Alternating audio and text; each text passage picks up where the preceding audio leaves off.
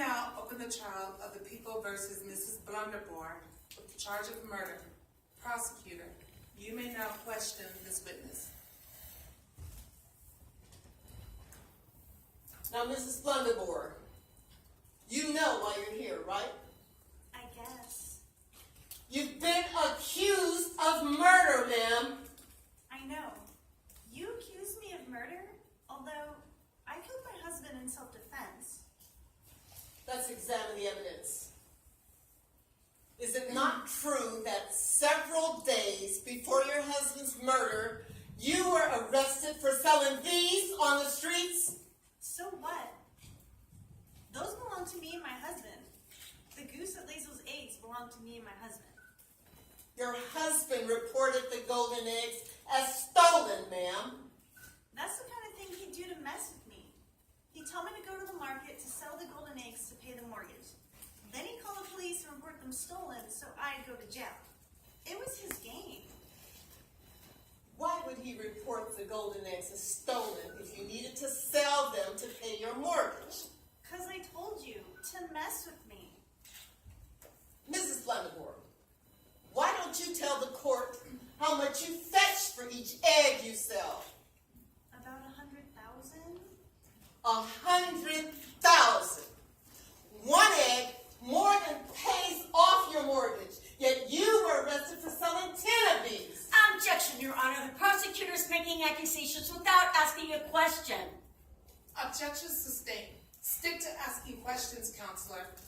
My husband told me to sell all 10 of them. I did as I was told. I didn't dare cross him. Never knew what he'd do to me. I'd rather be arrested than killed. Yet after your husband's death, you immediately went back out on the street and proceeded to sell all the golden eggs. There were 17 of them, I believe. So what? They belong to me now. Objection, Your Honor. Again, there are no questions. Objection sustained. Questions only, counselor. Why did you go back out on the street and sell the golden eggs after your husband's death? I didn't want them around anymore. They remind me too much of him. Why not get something positive out of all this? So I sold them. Or was it motivated by greed, Mrs. Blunderbore? Objection, Your Honor. Speculation only. Objection overruled. You may proceed. I just wanted to get rid of them. I told you. What about the fact that you had already commissioned an auction house to auction off the golden harp? And the plans were made before you killed your husband. So what? He told me to make those plans too. How much do you think you can get for this precious harp? I don't know, maybe 5 million or so? Probably more like 15 million. Objection, Your Honor. Where is all this leading to? Objection overruled. You may proceed. We'll get to the point, counselor. Mrs. Blunderbore, why did you plan to auction off the golden harp? I set it up because my husband told me to. He said the damn thing was grating on his nerves. He no longer liked the music from it. I actually find the music soothing. I didn't want to get rid of it, but he insisted. Again. Why did you have to sell the harp when you surely didn't need the money? It wasn't about the money. He just wanted it out of our place. That's all. And the life insurance policy that was in place that awarded you several $1 million, was that his idea too? Yeah, it was. I didn't even know about it till after I killed him. So you're saying that all of these events are purely coincidental that are benefiting you financially? Yeah, I am. I didn't care about those fancy things. I just wanted his abuse to stop. Or was it greed, Mrs. Blunderbore? Just greed? Objection, Your Honor. Badgering the witness. Objection sustained. Watch your line of questioning, counselor. I am done with this witness. You may cross-examine, counselor. Thank you.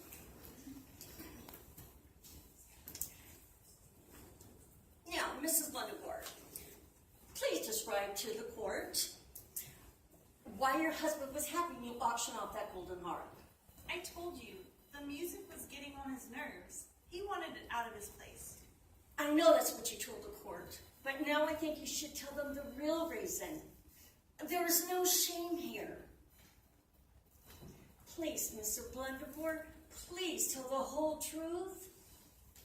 Okay. He was selling the golden harp to pay off the recent lawsuit judgment against him. Okay, and what was the lawsuit over? Objection, Your Honor. What is the relevance in this line of questioning? I'm getting to my point in a few minutes. Objection overruled. But hurry along, Counselor. Thank you. So, Mrs. Blunderbore, why was your late husband sued? He ate an Englishman. He actually ate one, and his damn family sued him. They were gonna break us. Selling the golden harp would have kept us afloat. How much was the judgment for? 10 million.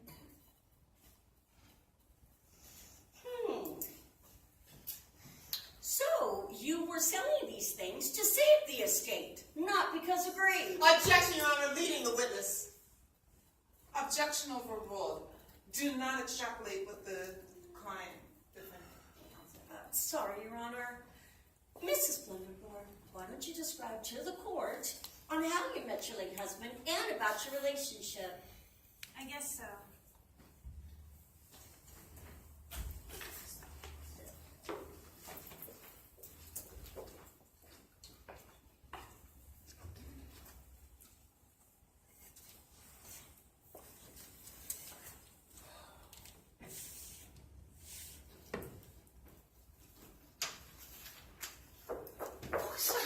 Sir, I'm sorry, sir, but there's another person here to see you. What? Not again? Who is it this time? It's the girl's mother this time. Girl's mother? What girl? You know the girl who tried to steal your golden harp and you went after her, but she managed to get away. Yeah, that girl. Well, her mother's insisting on seeing you. What the hell does she want with me? I don't know, but she won't take no for an answer. Can I summon her? I guess so.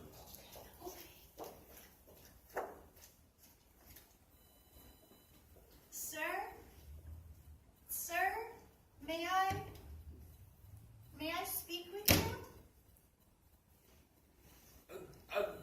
By all means, please, join me, please.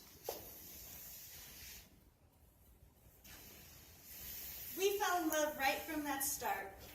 After an engaging conversation at the dinner table, he invited me up the beanstalk to his place.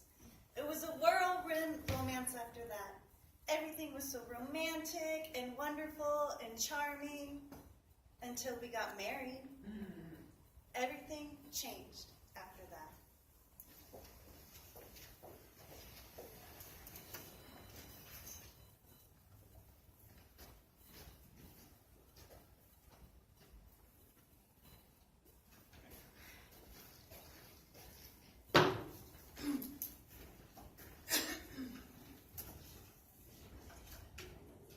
Defense, you may question this witness.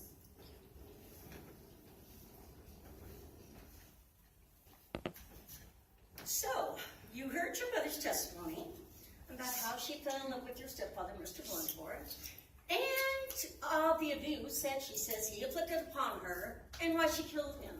But I've summoned you here today to describe to the court of what you witnessed with your mother's relationship with your stepfather. He was mean. Who was mean, Jacqueline? My stepfather. How was your stepfather mean? You know, he'd come home drunk every night and haul off and beat my mom. It was the same shit night after night. What kind of stuff would he say, Jacqueline? Like, he would call my mom a whore and a bitch, and then say that I was lazy and good for nothing. Oh, crap. And you said your stepfather got drunk every night. Is that right? Yeah, all the time. How much did he drink? I don't know, dude. Like, a lot. your mother? He'd always have her slaying in the kitchen. And even when he was done eating, he'd force her back into the kitchen and cook him some more. It was like she was his slave or something. And how did your mother feel about that? At first, it was alright. But then it got old. And that's when he really got mad. Some days she would plead with him and try to tell him, let's go out to eat. But then he forced her right back into the kitchen to cook. And how did you feel about him doing that? I hated him. You say he got mad if she did not cook. What else would he do when he got mad? Like I said, he'd haul off and beat her. Did you ever witness your stepfather beating your mother? Yeah, all the time. It got old after a while. Can you describe what a night was like on top of that beanstalk? Well, see, what happened was,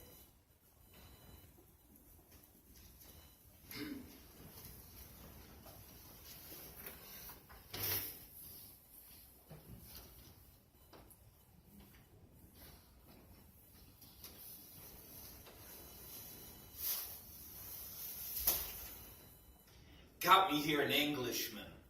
I aim to eat him. I'm expecting a special tasty treat. Oh my God! You have an Englishman there with you? No doubt. He's French. I like Englishmen, so of course I got me one. Now, get in the kitchen and cook him special tasty. I can't cook an Englishman. And why not?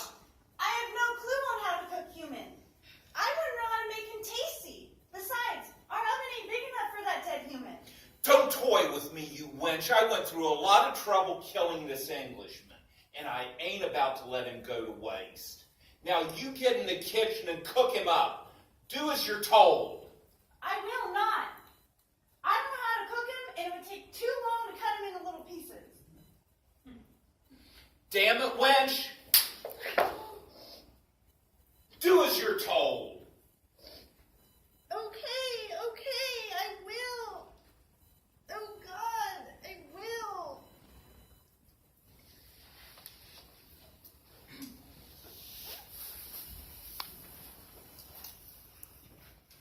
That was a very traumatic night for you, wasn't it, Jacqueline? How often did he have these horrible tirades? Objection, Your Honor. We've already established this fact. The court needs to understand just how bad it was on top of that beanstalk. I'll allow it this time, but don't dawdle on the details. Thank you, Your Honor. As I was asking, how often did these tirades occur? every night. I hated him. He was just so mean. I'm glad he's dead. So, you believe that your mother killed your stepfather in self-defense? Objection, Your Honor. Leading the witness. Objection overruled. You may go ahead and answer the question, John. That's not what I said. Well, please clarify to the court what you mean. That's not how it was. So, Jacqueline, what are you saying, that your mother didn't kill your stepfather in self-defense? No, that's not how it was. Then please clarify. My mother did not kill the damn giant. She didn't kill anyone. I killed the damn giant. Your mother has already confessed to the murder. Because she was trying to protect me. Oh, and why should we believe you? Because I'm telling the truth. I really am. Don't you all get it? I am Jack the Giant Slayer. He was making my mom's life so miserable. All because I had to buy those damn magic beans when I wasn't even supposed to. I am the fault at this problem. Jacqueline? Oh my gosh, I did it! It's my fault! Jacqueline! May we approach the bench? You may. What kind of gimmick are you trying to pull on me, counselor? It's no gimmick. I had no idea she was going to confess to the murder. This statement was not planned. I believe you, counselor. What am I supposed to do now? Since it wasn't planned, we have no choice but to leave the comments on the record.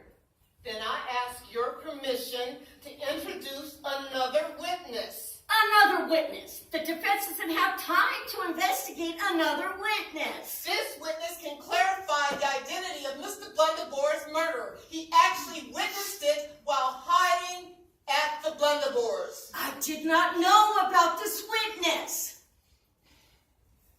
I'll allow this witness.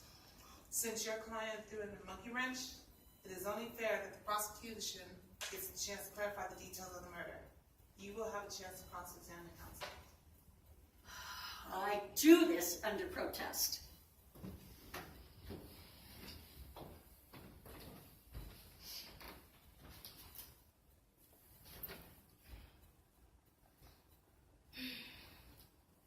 Give me a step down, Jack.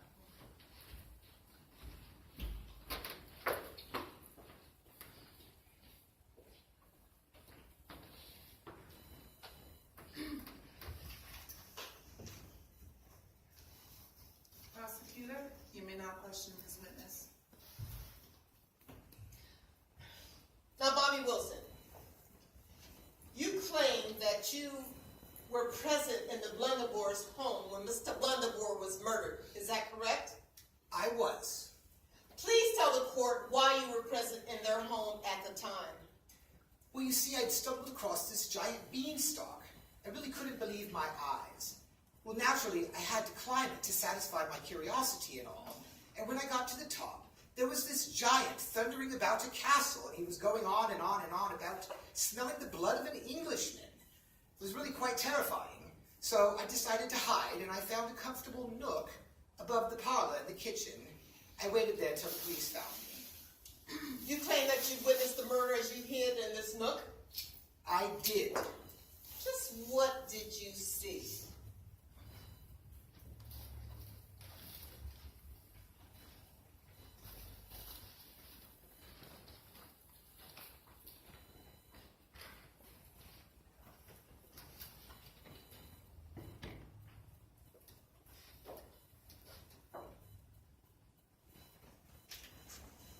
Oh, honey, time to eat.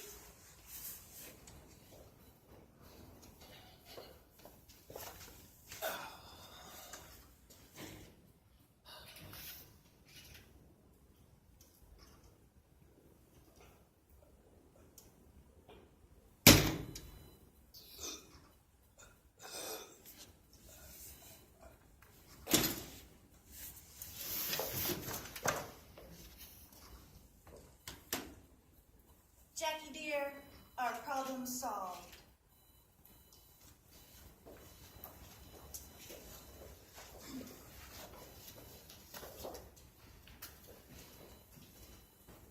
So, Mr. Wilson, you were hiding up in that nook for a few days and nights before the police found you. Is that right? Much longer than I wanted to. And how many nights would you say? Objection, Your Honor. Where is this leading to? Nearly a week, madame. Establishing relevance for my future questions, Your Honor. I'll allow it. During that week, what type of relationship did you witness between Mr. and Mrs. Blunderbore? You mean the giant and his lady? It was really, really quite frightful, I should say. What do you mean by frightful? Well, the giant was such an angry bloke, and he was always calling his lady such ugly and demeaning names. She seemed very frightened of him. Well, he would beat her mercilessly and leave her there just bruised and crying. I really did feel such concern for her, but, well, I didn't understand why he was so upset when he had such a nice lady like that. Oh, if you felt so sorry for her, why didn't you come to her rescue? Oh, no, I couldn't have done that because, you see, I would have been eaten if I'd been discovered there. So I didn't want to be eaten. And so I felt that she would be able to take care of herself somehow. And somehow she did. And why didn't you call the police yourself, Mr. Wilson? Well, you see, I was trespassing on the estate, and if I had called the police, well, I would have been arrested. I didn't want to go to jail. What did you do after the murder? Well, by that time, I was really quite frightened, you see, with the giant and all his tirades and his lady killing him like that. I decided that it was best to just stay hidden in my nook and wait for the police. I was arrested, you know, for trespassing. In your opinion, do you believe that Mrs. Blunderbore killed her husband in self-defense? Objection, Your Honor. This witness is not qualified to give that kind of opinion. He was there, wasn't he? That makes him qualified. I'll allow it this time. But he's just an Englishman. It's my courtroom, counselor. Now, so do you think it was in self-defense or not? Oh, absolutely it was. He was really such a frightful man. She saved me too. I have no more questions for this witness. She's guilty, I say. All those precious items she stole, she's guilty, I must say. She's innocent, I tell you. There was one mean bastard. She must have been so frightened. What else should she possibly do? She never called the police. How frightened could she be? She was frightened, I tell you. That giant was very, very big. She just sat there calmly at the floor block, gasping flash for air. Seemed so cold to me. I believe she was guilty. Just a gold digger, that's all. She's guilty. She had to do it. No one was intervening. She was on her own. It was self-defense, I say. She is innocent. Ladies and gentlemen of the jury, Okay, to make it an interactive event, I want to poll the audience. How many of you think she's guilty? Ooh. How many think she's not guilty? Okay, let's see what happens.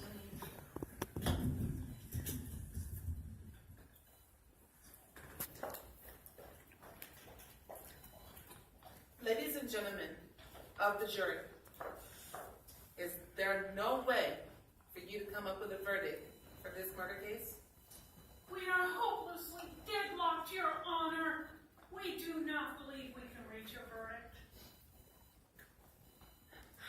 Then I have no choice but to declare this case a mistrial. Court's adjourned. That's it.